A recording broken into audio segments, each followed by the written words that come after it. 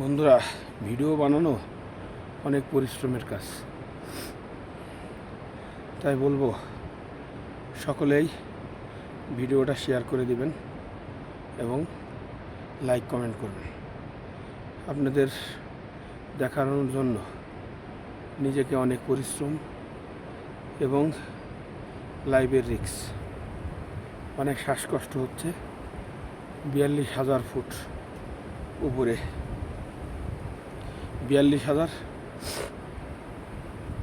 Foot উপরে বলতে গেলে 42,000 মিটার। 42,000 মিটার। এখন আপনি চিন্তা করে দেখেন তাহলে কতটা উপরে উঠেছি।